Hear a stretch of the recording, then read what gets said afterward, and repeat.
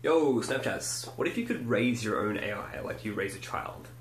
And what if that becomes the new Google, where it's like a personal Google, it's not like a search engine?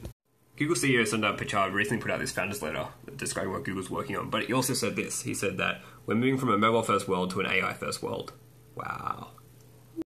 And so I think what he means by that is that Google's looking at a world where we're moving beyond devices, so it doesn't really matter what you access these knowledge services on, but everything is just going to be a back-end AI. So I think I mentioned this before with chatbots, where we need a decentralized platform so that these bots can kind of learn themselves in the cloud. A bit like the Ghost in the Shell, kind of there's just agents floating around learning from each other.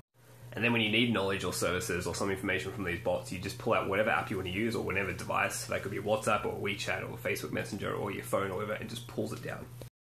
But so some other thoughts I've had in this space is around kind of like starting with a very, very basic AI, almost like a question-answer thing, where it just asks you daily questions, but then it learns and becomes like a full-on. I've always kind of dismissed that whole like Java AI concept because it just seems like the technology is too far off. But I think it actually could be possible. You kind of like fake it for a while until it actually does become that full thing.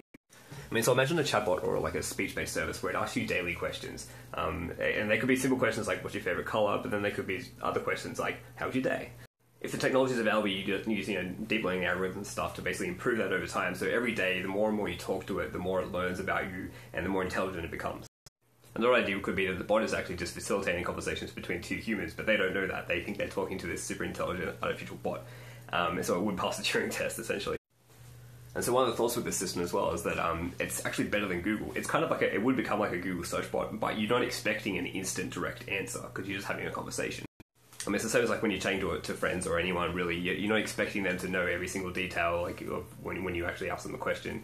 But we do expect that of Google, so it would be different. And so I guess the question really comes back down to how do you implement something like that given today's technology? I mean, it'd be great to get to a point where we can just literally like teach an AI and it becomes this super intelligent thing that does all that stuff for us, but we're not there yet.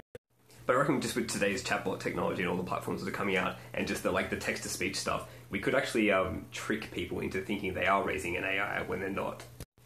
And clearly, like, that's the easiest way to actually pass the Turing test, is essentially just connect two random humans together and have them talk to each other, but through a bot. So they think they're talking to a bot, but it's the whole, like, man behind the curtain.